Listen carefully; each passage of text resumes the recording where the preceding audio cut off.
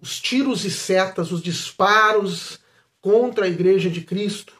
Agora, os ataques atuais, os ataques da cultura para criar ódio, repugnância, ojeriza, contrariedade nas pessoas em relação à igreja. Todos nós vivemos isso, eu vivi isso, você deve ter vivido isso, talvez seus filhos estejam vivendo isso, talvez você esteja vendo isso na escola, na grande mídia com certeza. Então vamos ver esses ataques à Igreja de Cristo que a terceira parte do segredo nos mostra.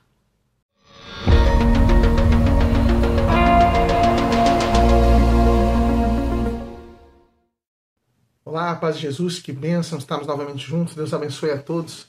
Eu sou Manuel Guimarães, da comunidade Paz e Mel, nós estamos juntos novamente aqui para conhecer, para mergulhar na urgência da mensagem de Nossa Senhora em Fátima, porque ela nos advertiu há 108 anos atrás de tantas coisas que estão acontecendo justamente como ela disse que aconteceriam, e que trazem tantos males para o mundo, cujos remédios ela já deu e nós temos que atender, né, que são o jejum, a penitência, a conversão, o voltar-se para Deus, a oração, a reparação. Vimos tantos, a Segunda Guerra Mundial, o espalhar-se das erros da Rússia, todas as guerras que dali vieram, erros como o marxismo cultural, a teologia da libertação, episódios de fome, né, problemas econômicos em tantas partes do mundo, tudo decorrência do não atendimento aos pedidos que Deus faz, a esses pedidos simples que Deus faz através de Nossa Senhora. Mostramos tudo, temos mostrado tudo, e agora estamos aqui nessa série que fala da segunda e da terceira parte dos segredos, que justamente tem essas profecias, na terceira parte dos segredos, que está olhando mais para a situação interna da igreja, para as consequências para a igreja do não atendimento aos pedidos de Nossa Senhora, aquela visão da terceira parte, aqueles atos centrais da terceira parte do segredo, do Santo Padre passando pela cidade em ruínas, acabrunhado de dor e pena, cheia de cadáveres, meio trêmulo, andar vacilante, e depois a subida na montanha escabrosa acompanhado de bispos, sacerdotes, religiosas, cavalheiros e senhoras de todas as classes, ao cume do qual são mortos o Papa e muitos desses clérigos, religiosos e leigos. Nós estamos vendo uma parte da interpretação dessa terceira parte do segredo, vendo ela como uma visão espiritual, vendo a cidade meio em ruínas e cheia de cadáveres como a igreja, como os sofrimentos e os padecimentos que ela sofre.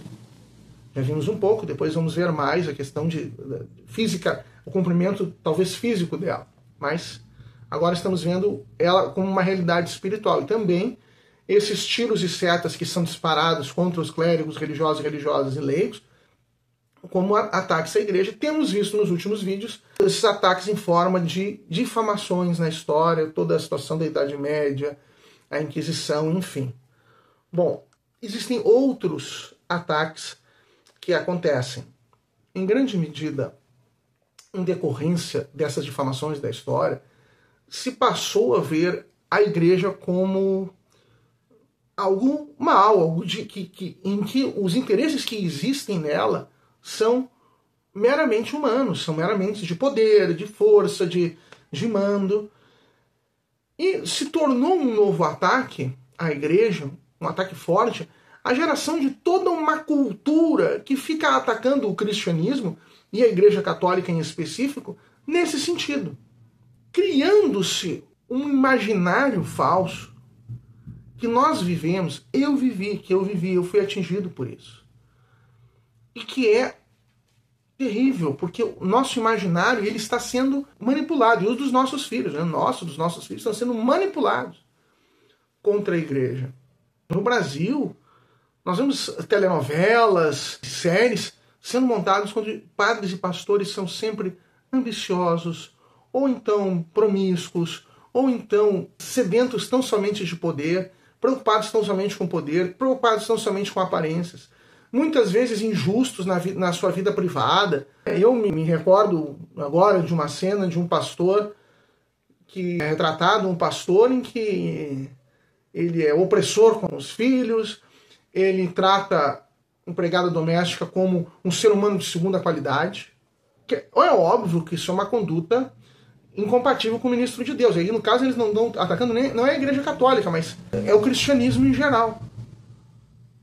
E muitas vezes nós sabemos que é porque estes meios de comunicação que produzem essa telenovela, por exemplo, ela tem interesse em destruir o cristianismo, destruir essa fonte de moralidade que é o cristianismo, destruir essa realidade que as pessoas acreditam no que é certo e no que é errado por causa do cristianismo, de acordo com o cristianismo. Porque este grupo lá, dessa emissora, ela está dentro do esquema globalista e eles querem determinar eles o que é certo e errado. Então, como as pessoas acreditam no que é certo e o que é errado, segundo o que a Sagrada Escritura diz, que a igreja prega, que o cristianismo prega, é preciso atacar o cristianismo. Então é isso que eles vão fazendo. Então, uma imensidade de obras nesse sentido. Eu recordo aqui, há não muito tempo atrás, explodiram na grande mídia os filmes a partir dos livros do Sr. Dan Brown, Código da Vinci, Anjos e Demônios, Ponto de Ignição, O Símbolo, tá? Que são obras bem trabalhadas no sentido, né? Não estou dizendo obras de alto nível, mas obras bem trabalhadas, que são especialmente voltadas para prender a atenção das pessoas, para levar ao seu imaginário, para levar aonde quer. Cheios de falsidades, cheios de anticristianismo, com erros históricos crassos, com mentiras deslavadas, mas fica ali formando a mentalidade das pessoas. O que quer fazer é formar essa mentalidade anticristã. Então, é a igreja sendo atacada com tiros e setas. Neste tempo, todo o século XX, né? Depois de 1917, quase todo o século XX, neste início do século XXI também. Muitas outras obras, temos difamações contra o Opus Dei, contra... Enfim, eu me lembro de ter visto muitas obras nesse sentido. E ao ponto de se estar gerando essa mentalidade, de se criar uma dicotomia. Quem conhece pessoalmente sacerdotes, religiosos, quem conhece presencialmente a vida numa paróquia, a vida, claro que vai ver ali a condição humana, o pecado, vai ver algumas mesquinharias, vai acontecer. Mas vai ver, se Deus quiser, né? Eu tenho muitos exemplos. Graças a Deus, a minha família convive com bons sacerdotes, em que é fácil mostrar, olha o exemplo de santidade. Veja se você vê pessoas assim, altruístas, assim, desapegadas, assim, capazes de, aconteceu tal coisa, preciso do padre aqui, no meio da noite ele sai correndo, vai atender. Não ganha nada por isso. Que conhece e vê que não estão cheios de riquezas. É óbvio. Vivem em lugares humildes, em lugares simples. Bem, então... Mas quem não conhece, quem não tem essa relação pessoal, acaba formando um imaginário completamente distorcido. Já olha para um sacerdote e já olha que é uma pessoa especialmente egoísta. Especialmente manipuladora. Uma religiosa para uma pessoa que é especialmente má. O escritor gaúcho, comentarista, intelectual Percival Pugina, escreve artigos.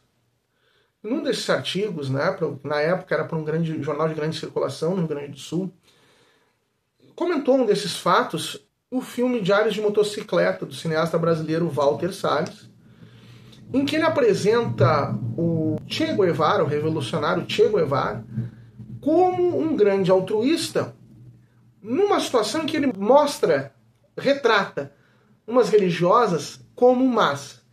Eu vou colocar aqui, eu vou ler aqui o trechinho do Percival Pugina e depois a gente comenta. Quem assistiu Diários de Motocicleta há de lembrar a passagem de Che Guevara pelo leprosário de São Pablo, atendido por uma congregação de religiosas no meio das selvas às margens do Amazonas. E há de lembrar que, para os sinistros efeitos do filme, Che é apresentado como um santo abrasado de amor aos enfermos, e as irmãs como um perverso corpo de autoridades locais. Pura mistificação.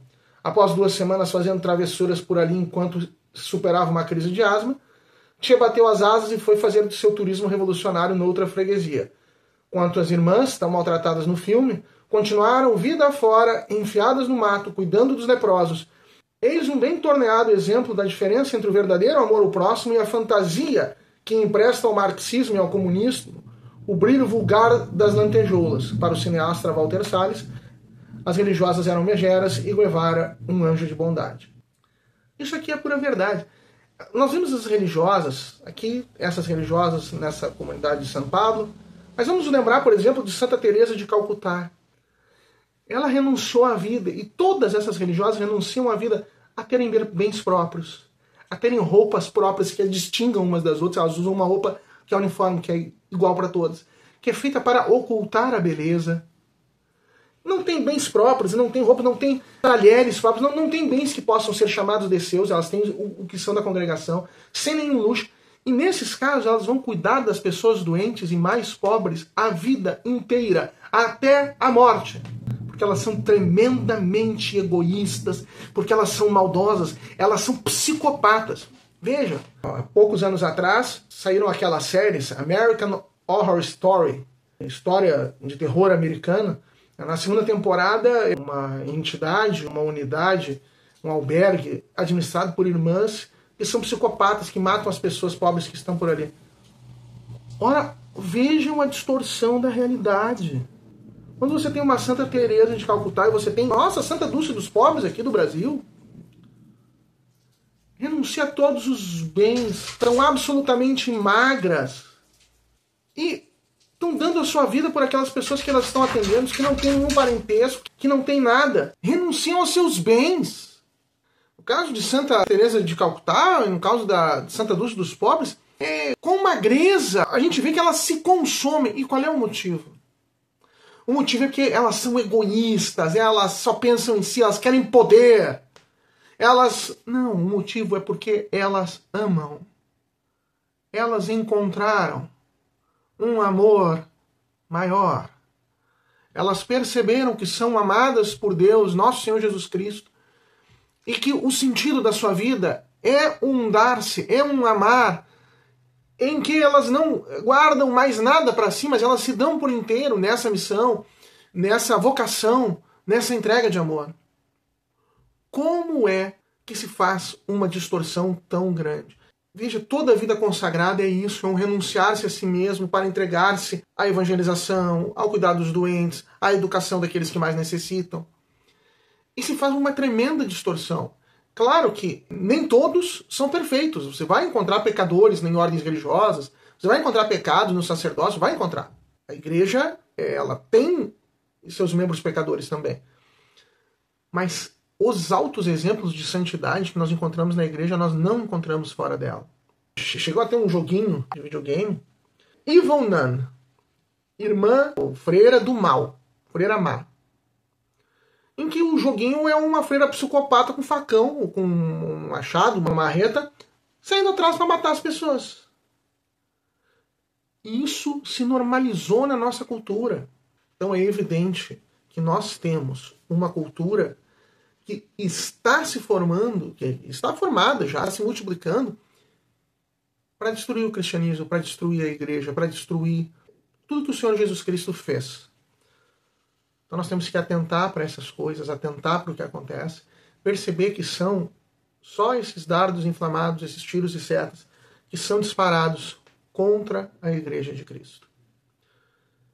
Nós ainda vamos ter mais um vídeo sobre esses ataques à igreja, né, de fora. A igreja, vamos falar sobre Papa Pio XII e a lenda negra de ele ter auxiliado o nazismo, quando nós vamos ver que ele foi um grande salvador de judeus. E depois nós vamos passar a ver a igreja fragilizada por dentro. A crise verdadeira na igreja.